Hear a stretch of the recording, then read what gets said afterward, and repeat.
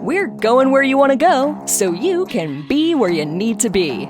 It's Road Gang Radio with Lindsay, Lawler, and Jimmy Mack on RadioNemo.com. Ian Wallis, by the way, is the sales and marketing manager of Louisiana's Cajun Bayou Tourism. That is the destination marketing organization for Lafourche Parish, by the way. You said up my alley, I say down my alley. Head on down to the bayou.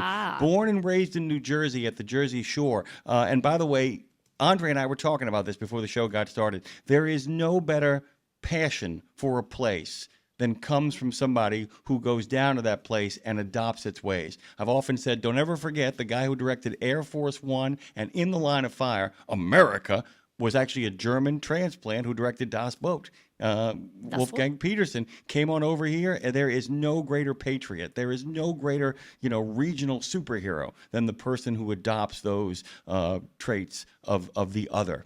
Ian is a Cajun transplant, as the people down there would say. He has been in Lafourche Parish since 2021, which means he Lafourched his way into the parish. He enjoys experiencing all the Bayou has to offer, from the festivals and the events. He's not a fado-don't, he is a fado-do.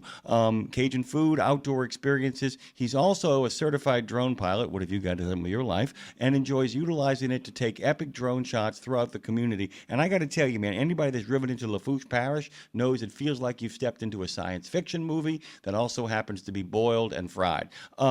Ian, welcome to the show. Welcome to Road Gang Radio. How you doing, man?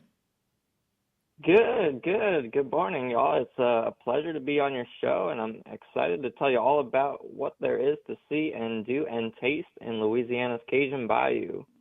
Well, Ian, I'm going to start with the elephant in the room because you're a Jersey boy, and some of the locals, might say question mark, but you have really immersed yourself in this culture. I'm assuming you already had tones of this flair of it that you already loved before you got there. But how did you end up in this role, and how have you been able to marry your Jersey Shore world and prove yourself that worthy of this position, I will say?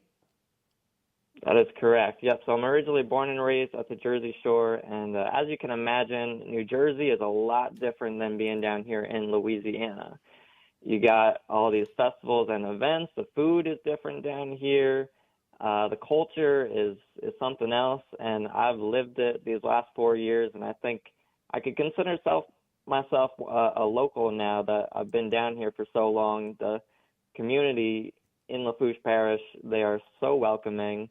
They are genuinely some of the nicest people I've ever met down here, and it has been an absolute blast representing Lafourche Parish over these last few years. I'm going to actually put Dre on the spot. Can you hear it? His cadence is actually shifting. You can hear a little bit of his cadence shifting, by the way. And Lindsay, if he ever misses his Jersey accent too much, he can always head over to New Orleans because that's a very different accent, as he's probably learned from Lafourche Parish. Where in Lafourche do you call your own home? We don't need your address. Don't worry. We won't be sending people over there. Social security number. Yeah. I got you. Yeah, so I have made Thibodaux, Louisiana, my home over the last 4 years.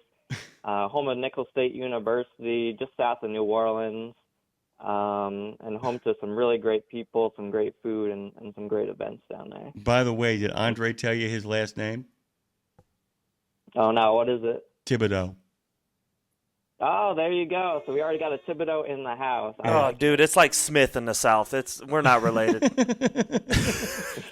Wait. Oh, and only a Cajun would say that, by the way. Yeah. Well, you live in Thibodaux, and my name is Thibodaux, or we must be related somehow. We're connected in some way. That's 100%. All right. Distant cousin. Yeah, I mean, so okay. Cousins. So you are from the home place of Bobby Hebert, the home place of Mike Detillier, the home place of a lot of really great stuff. And Lindsay has asked me. She wants to get into Cajun food. No, I don't want to. I'm trying, but y'all are telling me I need to, but thinking I should. Yeah. Okay. So I'm going to ask Lindsay a question, and then you're going to help Lindsay out. Lindsay, what Cajun food is it that you don't like? Well, that's the thing. I wanted to say, here's the thing. Ian, don't hate me, but I've never been into it. I don't, the Cajun spices, I'm not a big rice fan. I don't like shrimp etouffee, gumbo, crawfish. none of it actually when I hear it, it makes me a little queasy. But I don't mean it rudely. I really don't mean it rudely. I want to like it. I want to open. I also grew up in Texas where we ate Tex-Mex slop on a plate or steak. I mean, it was either queso or steak. So I just wasn't necessarily exposed to it. Same way I wasn't exposed to oysters and lobster, and my husband's from Cape Cod, and now I'm so I guess I'd say be my Cajun food therapist, and how would you start our session? What's my gateway dish that would be maybe as basic as possible so I could begin to layer? Ooh, yeah. So I mean, it sounds like you haven't had the right Cajun food yet. Yep. So down here in Lafourche Parish, one of our staples is actually gumbo. We are home to the gumbo capital of Louisiana, which is for us is a pretty important title to have. But just like, I mean, I came from New Jersey. I had never experienced anything like gumbo, jambalaya, etouffee. And what I've learned down here is, a lot of that stigma with Cajun food is it's spicy and it's way too spicy to eat. Down here, they don't say that it's spicy. They say it's more flavorful. And that's where you get that rich taste of the Cajun food that you get down here. And for us as a destination and as a tourism office, we lean heavily into our Cajun food. That's why we've got a Cajun Bayou Food Trail, which is a fun little way for people to come down, experience authentic Cajun food. It's a collection of 18 restaurants. You get this little passport, and you go to 5 of the restaurants on the trail. You get your passport stamped, and then you stop by our visitor center here in Raceland, and you pick up a free Cajun Bayou Food Trail T-shirt. Okay, so I'm on the trail. I like T-shirts. And Lindsay's on the trail with me. Yeah. So Lindsay and I are on the trail, which means I get to actually be there with her because you and me get to take Lindsay on the trail. Where is the trail taking us to eat? Where are we eating on this? And by the way, only in Louisiana people go on a hike as a reason to stop and eat along the way. That would be the only reason I would hike, period, anyway. So all good. Yeah. So the best part about the Cajun Bayou Food Trail is it's not just one type of restaurant. We've got a mix of both authentic Cajun food that's kind of down to earth, crawfish, etouffee, catfish, all that good stuff. But then we also kind of mix in like little po' boy stands that we got here. There's a place called Harry's Po' Boys. That's one of the best po' boys you'll have. So if you like roast beef, they do an amazing roast beef po' boy over there. Sliced in between some really good French bread. And then if you're more into fine dining and higher end Cajun food, we got places in downtown Thibodaux called St. Clair and Freeman's Restaurant. They do an amazing job at putting more of an elegant touch on some Cajun food. Go ahead, Lindsay. Well, no, I guess it feels like to me, and I don't know, I'm a songwriter, so storytelling always pops in my mind, but it feels like when you're talking, I feel like all of these dishes like tell a story, Jim. That's what I keep thinking, that it's like, and so I'm wondering with that, if you have a favorite story like tied to a recipe or a festival moment that really made you feel like part of the Bayou family. Restaurants down here is a little place called Cajun Twist. Because I hear him in the background. Lockport. He's fine. I hear him. Yeah, I can't hear him. Yeah. Oh, okay. Sorry, go ahead. So we got a place called Cajun Twist down in Lockport. It's a real famous spot on the Cajun Bayou Food Trail. Their chef is Anthony Goldsmith. And one of the stories that I learned very quickly here was a lot of the recipes that we have at our local restaurants are recipes that have been passed down for generations of generations. So there is a woman by the name of Alzina Toops in Lockport, and she's kind of a culinary goddess of the Bayou region. And one of her children took this recipe on for etouffee and gumbo and has passed it along through 3 different families of chefs and restaurateurs of the area. So the best part about our food, to be honest, are those types of stories where you get to listen to the recipes and how they first started and then how they've been passed along for generation to generation. There are a number of restaurants, Lindsay, over here. And by the way, we just had a party down here that Lindsay came down for where they actually served 4 different gumbo dishes over the course of about 12 hours. And the two female cooks, the chefs who actually put it together, actually had to have a meeting beforehand because they wanted to make sure that neither one stepped on the other one's toes. And I was kind of thinking, Lindsay, if you were going to start off with gumbo, if you're not a fan of it, I would always say chicken and sausage is the best place to start. I know I would do that, and I like when you've talked about putting potato salad in it. That's the only thing because it makes it. That's the only thing that makes me think I could do it because it makes it seem more. No rice. You don't like rice. So I don't like rice. We're cutting the rice out of the equation, which of course. Put potatoes in it, and I can get on board. Yeah. The other thing is too is the fact that I'm asking Lindsay a question. Sorry, here, guys. I'm inspired. Are you not? So you're not a fan of paella, are you? Because if you're a fan of paella. No. Then you don't like rice. So if you're a fan of paella, you're gonna like jambalaya as well. All right, okay, I'm totally getting into the weeds here talking about out food. of the food. Okay. Moving along. Let's Making me hungry. Yeah. So tell us about the festivals that are coming up there in Lafourche Parish. I mean, they have them year round. I mean, I know that, but tell folks about when they come down to Lafourche, what's happening in the next couple of months over there. From both a culinary festival, but a music festival. What else is going on? Yeah, absolutely. So we have officially entered the fall festival season here in Lafourche Parish. And from this weekend on through mid-November, we have a different festival every single weekend up and down the bayou. So a couple examples of that, we've got a hurricane festival coming up this weekend. That one's just live music, dancing, food, all the good stuff. Next weekend we have La Fête des Temps, or the Festival of Old Times. Celebrates our Cajun culture and it takes place right here in Raceland, Louisiana. After that, we got the Gumbo Festival. We got Acadia Music Fest. A really big one down in La Rose is the French Food Festival. So you can get all types of Cajun food at that one. We got a barbecue and bourbon on the Bayou Festival, filled with great barbecue. Over 75 different bourbon tastings that you can experience at that one.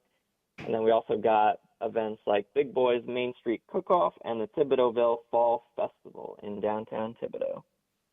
By the way, the Bourbon and Barbecue Festival sounds like your bag, Lindsay. Now I'm bored. Get me drunk enough and I'll be like, I love jambalaya. That's the best thing I've ever had. I do like, and I've always said this to Jem and Dre and everyone around here, is that I do, in all seriousness, love the culture of New Orleans, the everything's family oriented. It's festival. It's festive. It's the real camaraderie behind it all. There's such flair to it. To me, it feels like down there in Louisiana, it's an authenticity as far as city and state and culture goes that you can't really find anywhere else in the States. It just feels as unique as I could even get my head around. And so when you say visitors are treated like family, what's the heart of the Cajun hospitality you think that makes people feel that way? Yeah, and I think the Cajuns as a whole are a very loving and giving sort of community. You know, when they see a visitor for the first time, it's very often the case they'll be invited to either at a festival, come up to dance with them, at a restaurant, you know, they'll be striking up conversation with all the locals around them because they just want to know, like, how you found us, why you're here, and probably inviting you over to their house for gumbo later. Like, it's that type of culture down here where people are just so friendly and welcoming, and it's just an amazing community to be a part of. And you were, by the way, an example of that, a New Jersey man who showed up and found himself a family and friends that he never knew he had. Guys, I want you to go to lacajunbayou.com. You can find them on Facebook at Louisiana's Cajun Bayou, on the gram of Insta at LA Cajun Bayou, and on the talk of Tick at LA / Cajun Bayou. You can find him on all of those locations. Ian Wallis is the sales and marketing manager of Louisiana's Cajun Bayou Tourism over in Raceland, Louisiana. Man, I have one more question for you. What is your favorite festival of the entire year? What is the one that really captures you? So when Mardi Gras season comes around, I know we didn't get a chance to talk about that, but we are also home to the one and only Louisiana King Cake Festival, which is a sweet little treat you get every Mardi Gras season, filled with cinnamon, sugar, and all the good stuff. Yeah, we're going to that. And then I got to ask you, crawfish, peel it yourself or let someone else do the work? Oh, God. Oh, you gotta peel it yourself. What? Yeah, that's Well, a staple down here. I said that because we've got somebody over in the chat saying, Marshall saying, I love crawfish as long as my daughter is there to peel them for me because she has tiny hands. Tiny hands. You're not invited. By the way, my friend Mandy, who you guys met at the party, Yes. met Mandy, by the way. Mandy can actually go through a pound of crawfish and actually have a pound of meat next to her before anybody even gets halfway through their own sack. Same. She is the truth. So is Ian Wallis. Thank you so much for joining us on this wonderful morning, guys. Please head to lacajunbayou.com and check out all the great stuff they got going on over there on the Bayou. And Ian, I would say, come back and see us, hear us. Let us hear you, perhaps, if you will, when we get closer to Mardi Gras, because different things that you're doing versus what's happening there in the heart of New Orleans. So I would love to hear your take on Mardi Gras as we get closer to that season, if you'd be willing. Yeah, absolutely, guys. It's been a real pleasure.